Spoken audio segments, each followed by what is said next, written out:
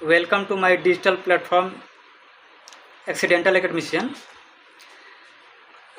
आजकल बिहार में कैग को लेकर बड़ी चर्चा है और कैग के द्वारा बिहार सरकार के खाता बही में 70,877 करोड़ की गड़बड़ियां पाई गई है, यानी लेखा जोखा का हिसाब नहीं मिल पाया है।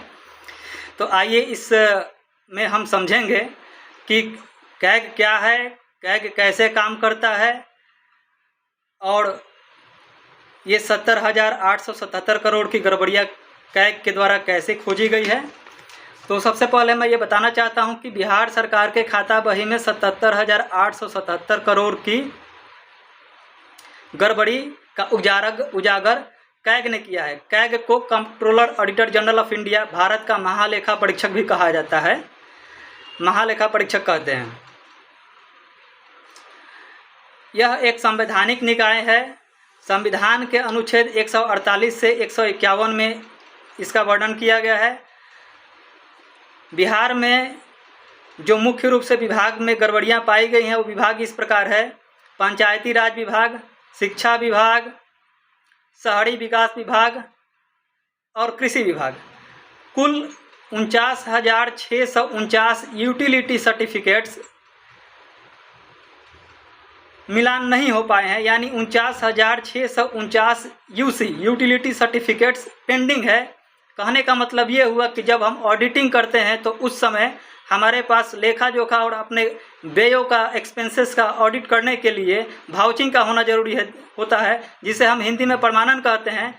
जितने हमारे ट्रांजेक्शन्स होते हैं सभी के भाउचिंग होने चाहिए और जितने भाउचिंग हमारे पास हैं, जितने भाउचर्स हैं, उतना ट्रांजेक्शन्स भी होना चाहिए। यानी ट्रांजेक्शन्स और हमारा जो रसीद है वो अपने आप में दोनों आपस में मैच होने चाहिए। अगर मैच नहीं हो रहा है तो यह हम कह सकते हैं कि कुछ ऐसे ट्रांजेक्शन्स हैं जिनके रसीद नहीं है, कुछ ऐसे रसीद हैं जिनके ट्रांजेक्शन्स नहीं है, यानी यह एम्बेजलमेंट की तरफ, फ्रॉड की तरफ इशारा करता है, यह एक गबन की तरफ इशारा करता है।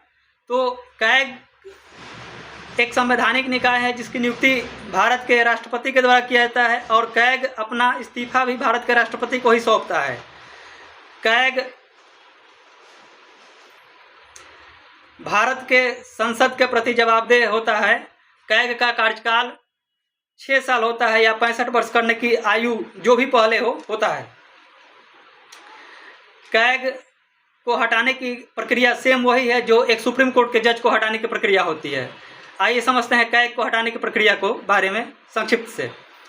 सबसे पहले कैग को हटाने के लिए लोकसभा में, जिसे हम हाउस ऑफ पीपुल भी कहते हैं, निम्न सदन भी कहते हैं, या राज्यसभा में जिसे हम उच्च सदन कहते हैं या काउंसिल ऑफ स्टेट भी कहते हैं, एक प्रस्ताव लाना होता है, एक मोशन लाना होता है, जिस पे अगर हम लोकसभा में लाना चाहते हैं, प्रस्ताव को अगर लोकसभा में लाया जाता है तो उस मोशन पे, उस प्रस्ताव पे कम से कम 100 लोकसभा के सदस्यों के द्वारा हस्ताक्षरित होना चाहिए।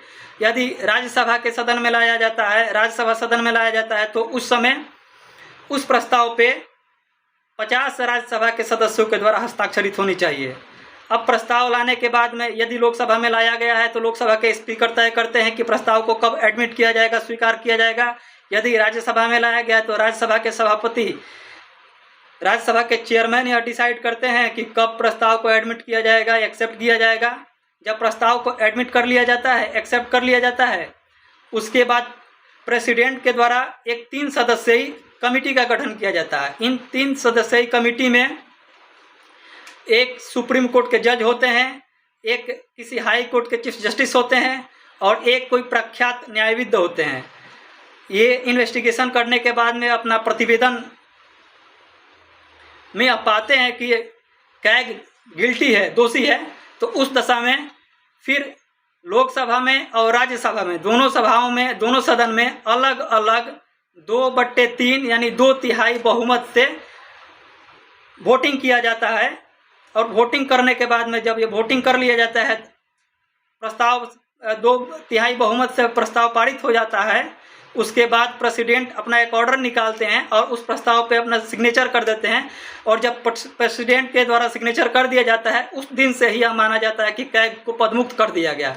तो यह कैग को पदमुक्त करने की एक प्रक्रिया है जो सेम प्रक्रिया सुप्रीम कोर्ट के जज को पदमुक्त करने की है। इसको हम महाभियोग कहते हैं, इम्पीचमेंट कहते हैं। लेकिन यह इम्पीचमेंट वैसे नहीं है जैसे एक राष्ट्रपति को हटाने के लिए आर्टिकल 61 में किया गया है, और कैग को मिसबिहेवियर और इनकैपेसिटी के आधार पर हटाया जाता है। आइए अब समझते हैं कि कैग की ड्यूटीज़ क्या होती है। Controller auditor general of India Bharat सरकार के महालेखा परीक्षक, सेंट्रल गवर्नमेंट्स के books of account, state governments के बुक्स ऑफ अकाउंट्स और सरकारी कंपनियां जो स्टैट्यूटरी कॉरपोरेशंस हैं, जो संवैधानिक कॉरपोरेशंस हैं, उनके खाता बही का अंकेक्षण करने का काम, ऑडिट करने का काम कैग करता है। भारतीय कंपनी अधिनियम 2013 के धारा 139(5) के तहत कैग संवैधानिक निगमों के अंकेक्षण करने के लिए स्टैट्यूटरी ऑडिटर की नियुक्ति करता है, और ये स्टैट्यूटरी ऑडिटर जो होते हैं इन संवैधानिक निगमों की अंकेक्षण करके रिपोर्ट जो होते हैं अपना प्रतिवेदन कैग को सौंपते हैं। जैसे LIC कंपनी हुआ, LIC, ONGC, सेल, भेल जैसे कंपनी है जो पार्लियामेंट के स्पेशल एक्ट के द्वारा बनाया गया है, इसका भी अंकेक्षण करने का काम कैग ही करता है। कैग केंद्र सरकार के बही खातों के प्रतिवेदन को राष्ट्रपति के समक्ष सौंपता है। इस बात का उल्लेख संविधान के अनुच्छेद 151(1) में किया गया है, और कैग राज्य सरकार से संबंधित खाते बही के प्रतिवेदन को राज्यपाल को सौंपता है। इस बात का उल्लेख संविधान के अनुच्छेद 151(2) में किया गया है। अब आइए समझते हैं कि कैग का रिपोर्ट जब प्रेसिडेंट के द्वारा और राज्यपाल के द्वारा केंद्र सरकार या राज्य सरकार में सदन में रखा जाता है, तो इस प्रतिवेदन की इन्वेस्टिगेशन का काम कौन करता है? तो इस प्रतिवेदन का इन्वेस्टिगेशन करने का काम जो करता है उसे कहते हैं पब्लिक अकाउंट कमेटी, लोक लेखा समिति। यह एक गैर संवैधानिक निकाय है जिसमें कुल 22 सदस्य होते हैं, 15 लोकसभा के सदस्य होते हैं और 7 राज्यसभा के सदस्य होते हैं। इनका कार्यकाल 1 वर्ष का होता है, और इनका चुनाव जो होता है proportional representation and single transferable voting के तहत होता है। जैसे राष्ट्रपति का चुनाव किया जाता है, राज्यसभा के सदस्यों का चुनाव किया जाता है, उपराष्ट्रपति का चुनाव किया जाता है, उसी चुनाव प्रक्रिया के तहत पब्लिक अकाउंट कमेटी के मेंबर का भी चुनाव किया जाता है। पब्लिक अकाउंट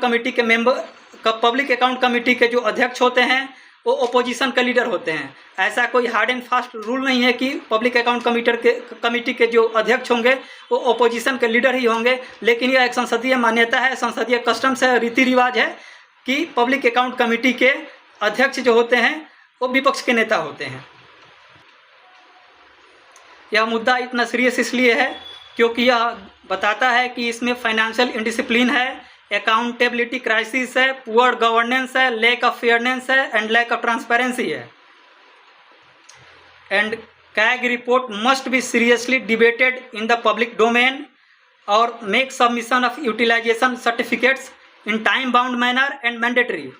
यानी कैग के जो रिपोर्ट है उसको पब्लिक डोमेन में अधिक से अधिक बहस के लिए खुला रखना पड़ेगा, और जो हमारे यूटिलिटी सर्टिफिकेट्स है इसको सबमिट करने की एक बाउंड बनाना चाहिए, और इसको मैंडेटरी करना चाहिए कि आप इस टाइम बाउंड के तहत आपको सबमिट करना ही करना है। ऐसी घटनाएं पहले भी कुछ राज्यों में घट चुकी है, उस राज्यों में शामिल है उत्तर प्रदेश और पश्चिम बंगाल।